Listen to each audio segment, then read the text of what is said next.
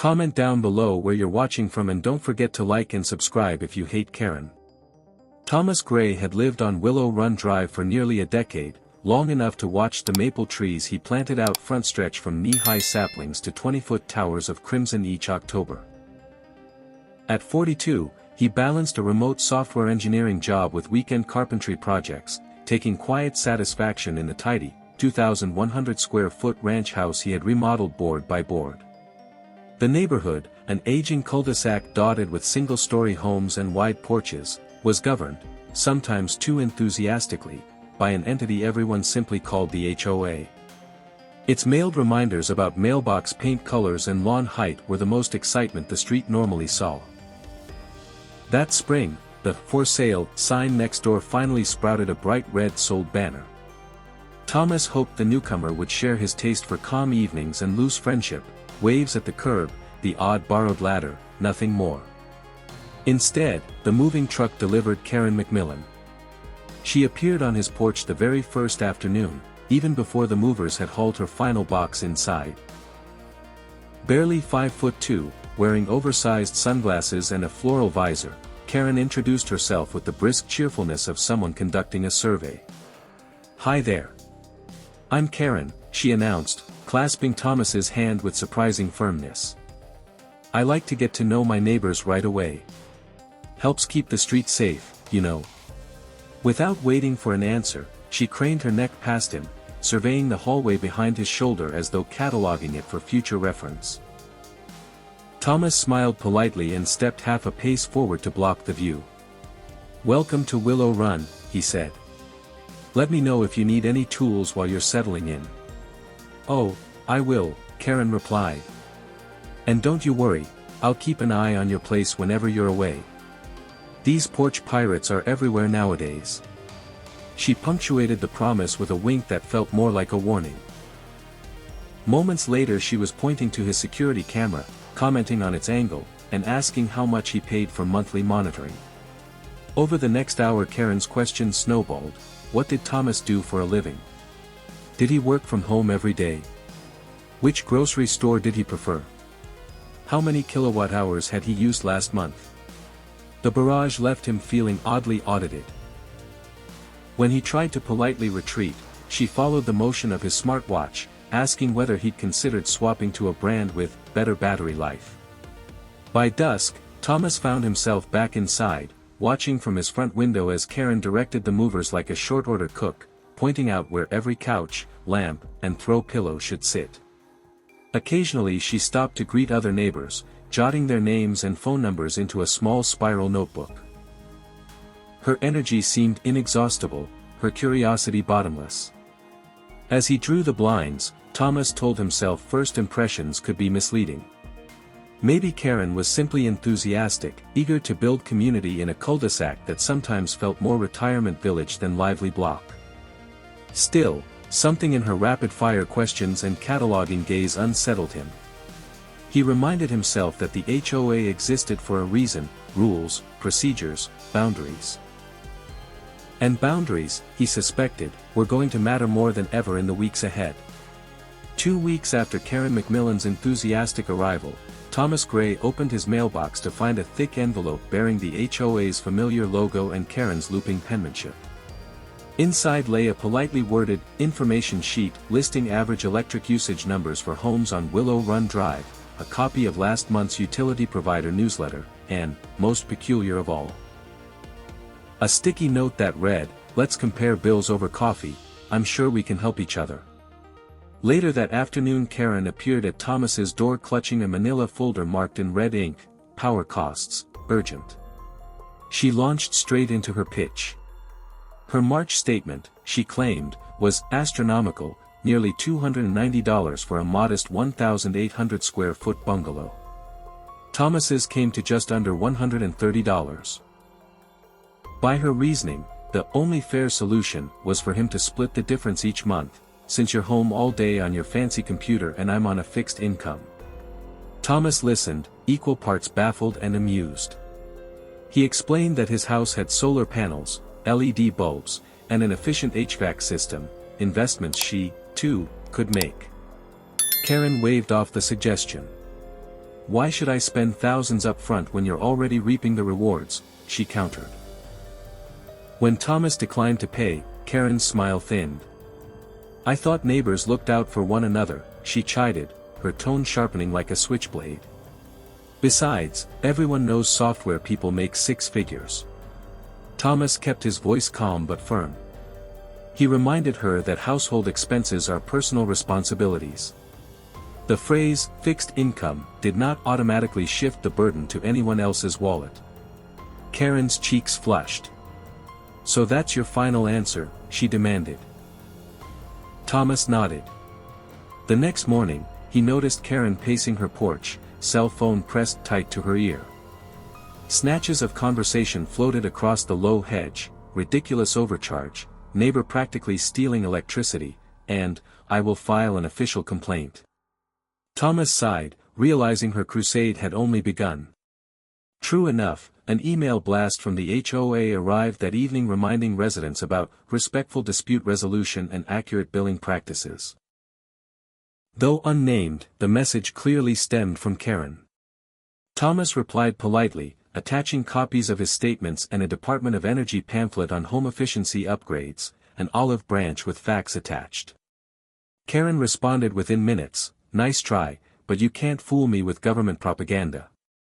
By week's end she had canvassed the cul-de-sac, surveying every neighbor's bill. Most politely shut their doors. Two retirees on the corner finally agreed to show their statement just to end the interrogation. Karen added their numbers to a handwritten chart, proclaiming them evidence of systemic overbilling. Late Friday, she cornered Thomas at his mailbox again, thrusting the chart under his nose. See? Your usage is the lowest. You must be tapping my line or something. Thomas laughed nervously. That's not how electricity works, he said, but she was unmoved. When he made one last attempt to explain kilowatt hours, she snapped, save it for the police. Thomas walked back inside, heart thudding.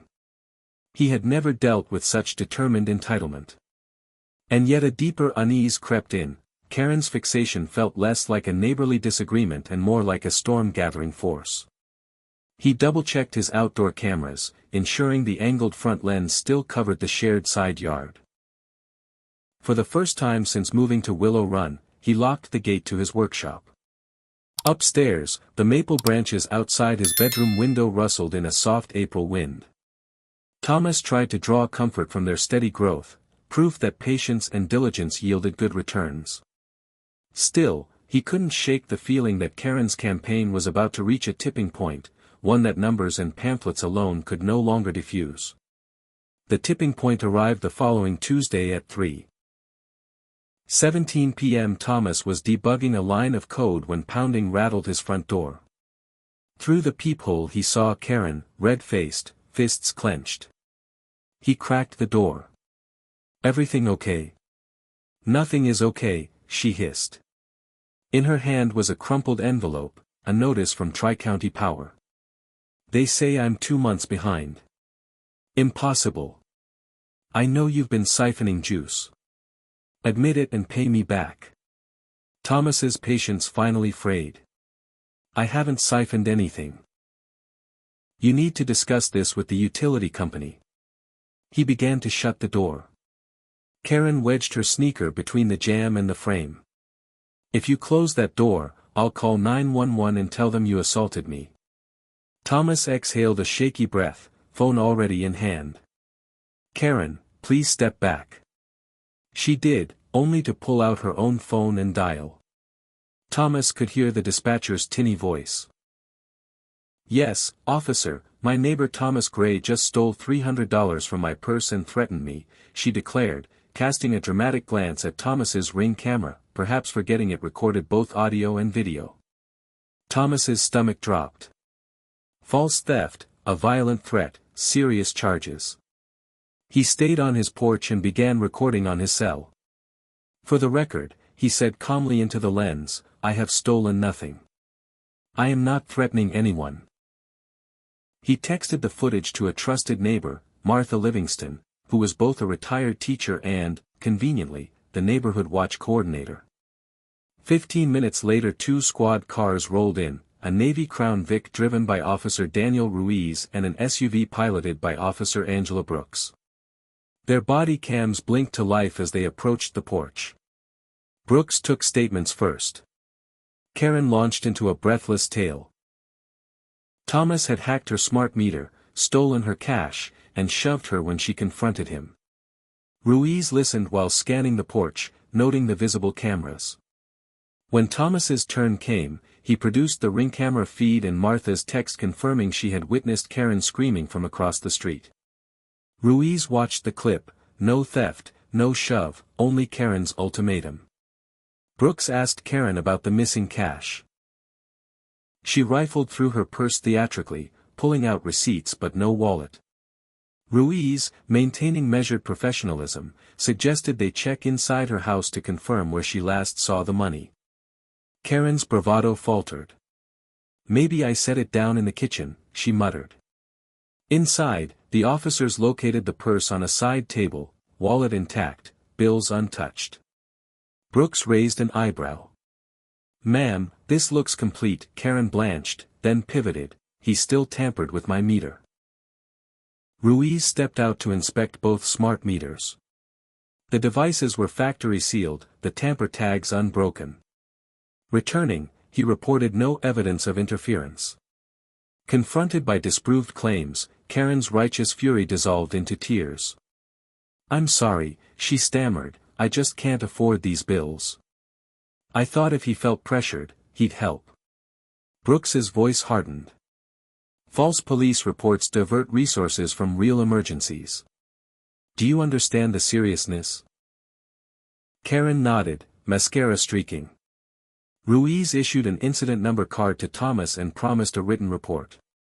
"You're not under investigation," he assured him. "But keep these recordings backed up." As the cruisers pulled away, Karen shuffled inside without a word. Thomas sank onto his porch bench, relief battling lingering dread. He emailed the HOA board, attaching the officer's card and a link to the video, documenting everything. By evening, Willow Run's group text buzzed with support. Martha offered homemade chili, the Olivers down the street suggested they start a neighborhood fund for Ring subscriptions, just in case. Thomas thanked them but declined donations. Community solidarity was comfort enough. Yet the atmosphere had changed. Porch lights seemed brighter, doors closed quicker, and Thomas's once peaceful cul-de-sac now pulsed with a faint, collective anxiety that one neighbor's frustration might spill again into chaos. The following dawn brought clear skies and a crisp 58 degrees Fahrenheit breeze. Thomas brewed coffee and tried to reset his routine when a loud diesel engine idled next door. Looking out, he spotted a Tri-County Power Service truck. 2 technicians in reflective vests trudged up Karen's walk, clipboards in hand. Karen burst onto the porch wearing a bathrobe and panic. "There must be a mistake," she cried. "I mailed a check yesterday." The senior tech, a stocky man named Reese, explained politely that her account was 4 months delinquent and had defaulted on 2 payment plan offers. Company protocol required immediate disconnection. Thomas stood at his own fence, uncertain whether to intervene. Karen spotted him and bolted over. "Tell them you can vouch that I paid." Her voice cracked. Thomas met her eyes. "I can't lie, Karen. You haven't paid." He kept his tone gentle but firm. She wheeled back to Reese, now opening the meter panel.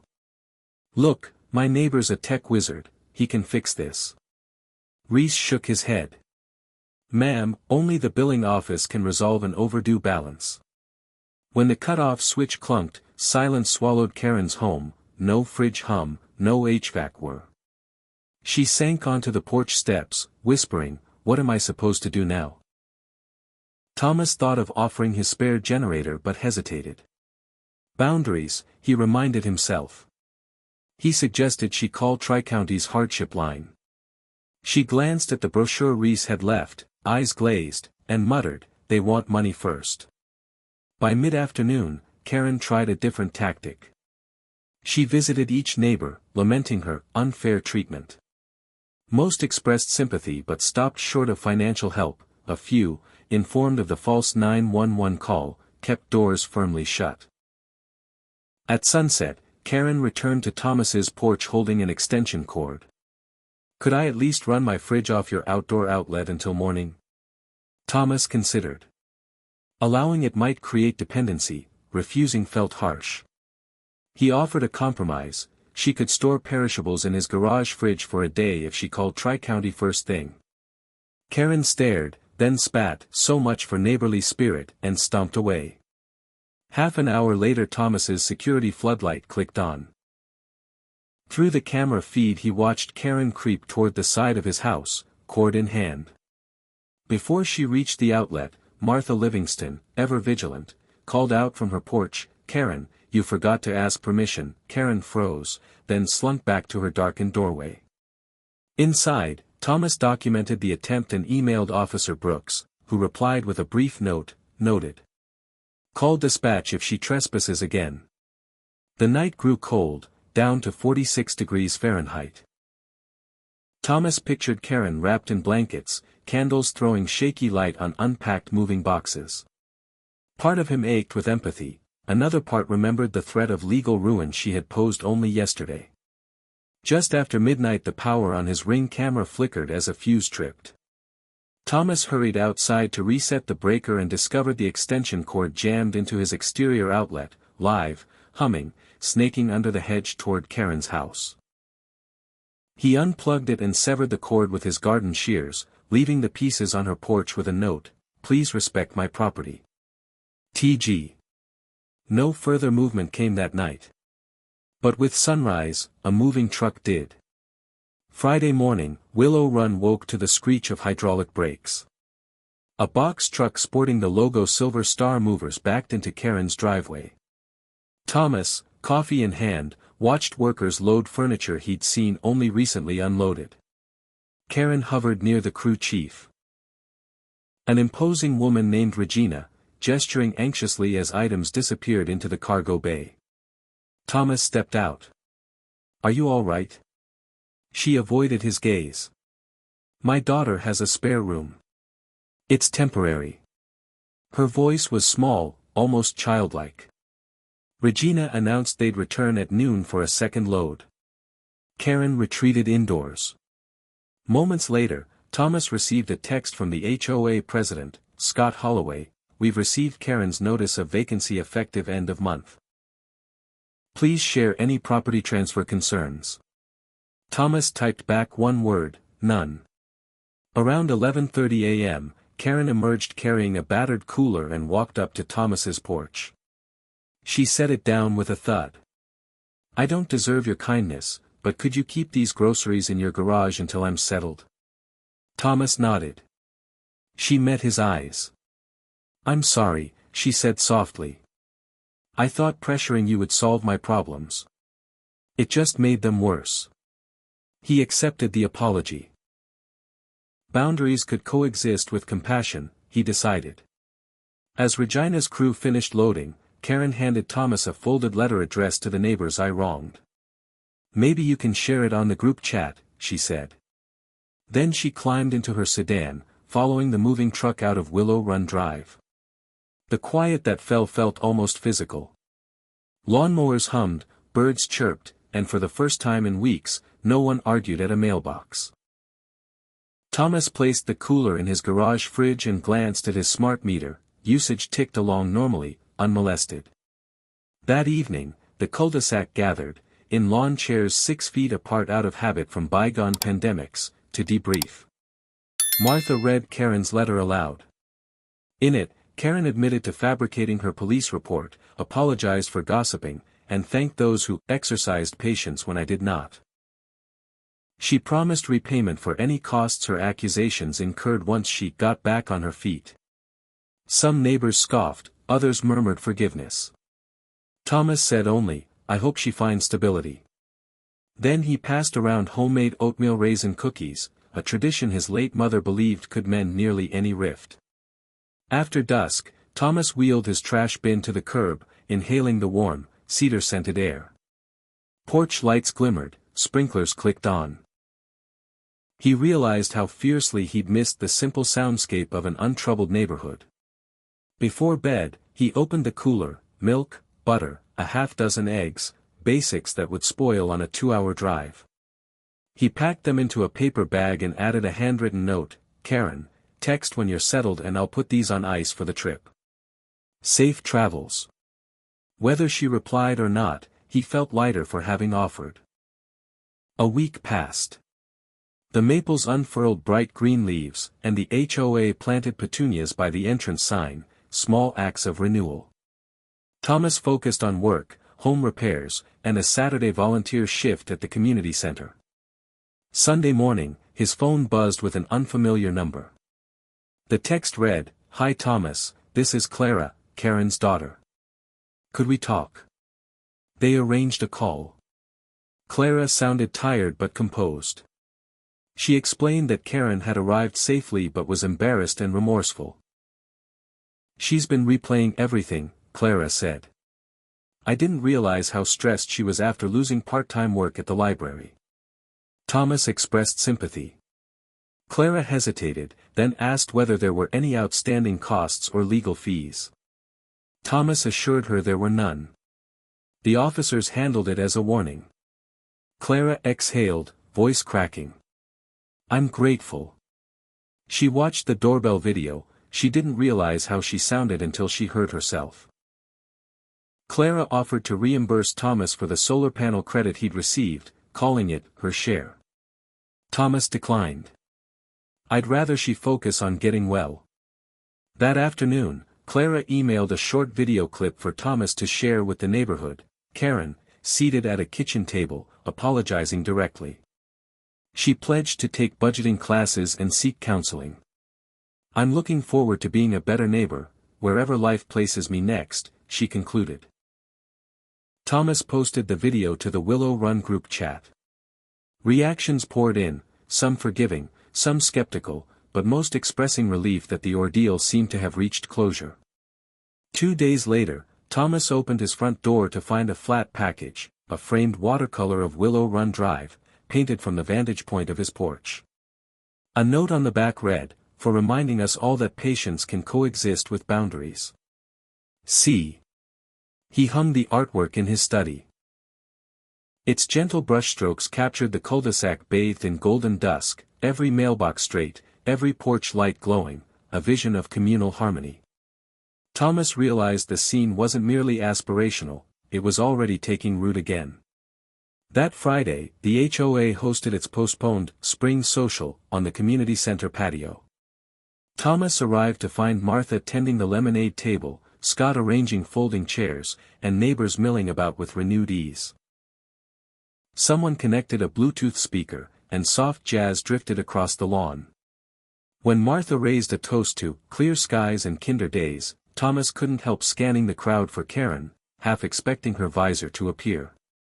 She didn't, but her absence no longer felt like a warning flare, instead it seemed a placeholder for growth, hers, his, and the neighborhood's. As twilight deepened, Thomas slipped away to his porch. Fireflies winked among the azaleas. He thought about the fragile line between helping and enabling, about how empathy could bend but mustn't break under manipulation. Then he smiled, because despite everything, he still believed most people, given time and truth, would choose to mend what they'd damaged. News of the electric bill saga might have ended there, but a tech-savvy teenager 3 houses down, Devin Carter, had other ideas. Devin edited footage from Thomas's Ring camera and Martha's porch cam into a concise, 3-minute montage titled Neighbor Drama, Electric Entitlement Exposed. He blurred faces, added captions, and overlaid jaunty ukulele music. He posted it to a local Facebook group as a cautionary tale about utility scams. Within hours, shares climbed past 5,000. A regional news station picked it up for a consumer awareness segment. They requested interviews. Thomas politely declined but allowed use of anonymized clips. By Monday evening, the story had migrated to national morning shows under headlines like, "When Good Fences Need Cameras," and "Ring Footage Reveals Costly Consequences of False 911 Calls." Commentators praised Thomas's measured response, decried misuse of emergency services, and debated the pressures facing seniors on limited incomes. Clara called, mortified. "Mom never wanted this," she said. Thomas reassured her he'd avoided naming anyone. Yet internet sleuths pieced clues together, and soon strangers on social media identified Karen by her visor and floral robe. Harsh judgments followed. Thomas posted a statement urging empathy and discouraging harassment. His plea was shared widely, tempering some vitriol. Tri-County Power released a press note highlighting their hardship programs, citing Karen's case, again without naming her. Applications for payment plans tripled that week, a silver lining Thomas hadn't foreseen. The HOA board, sensing public relations opportunity, issued guidelines on civil dispute resolution and announced a free budgeting workshop. Martha volunteered to coordinate. Thomas agreed to present a brief session on home energy efficiency. During the workshop, he demonstrated LED bulb swaps, smart thermostat settings, and the break-even math of rooftop solar in plain language. Attendees, mostly retirees, peppered him with questions. One gentleman admitted he'd avoided LEDs because the light felt too cold. Thomas showed him new warm tone options. When the evening ended, many residents left with free bulbs donated by a local hardware store impressed by the viral video. Meanwhile, Clara reported progress. Karen had secured part-time clerical work with flexible hours and enrolled in credit counseling sessions.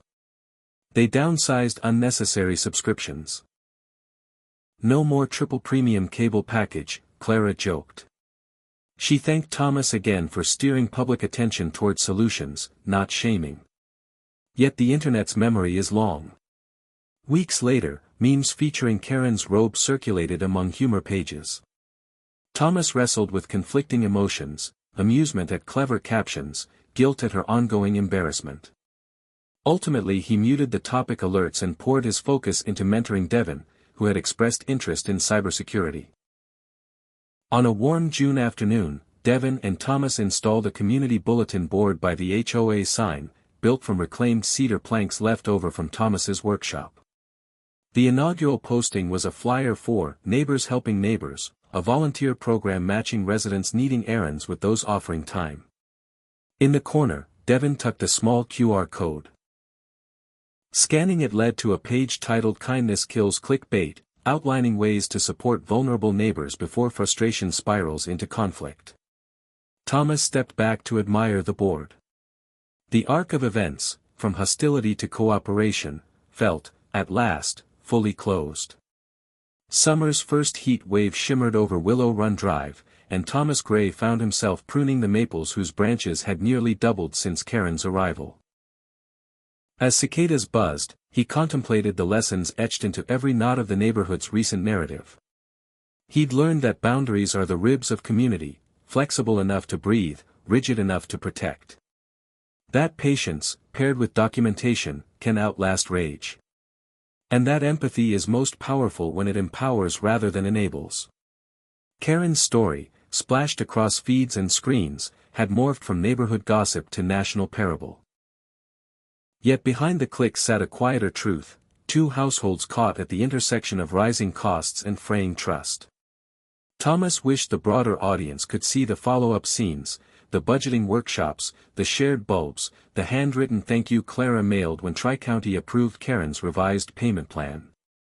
At dusk, Thomas flicked on his porch light and sat with a glass of iced tea. Fireflies winked once more among the azaleas, and he felt a gentle equilibrium settle over Willow Run. The cul-de-sac had not merely returned to normal, it had grown, absorbing stress like a tree scar that strengthens the trunk. He tapped a quick message to Clara: "Thinking of your mom, hope she's enjoying her new library job." A minute later came the reply: "She shelved biographies today and checked out a book on solar energy." Progress. Thomas smiled, raised his glass to the darkening sky, and let gratitude wash away the last residue of resentment. In the hum of summer crickets he heard the simple cadence of karma, actions, consequences, and, if one is willing, the quiet chance to begin again.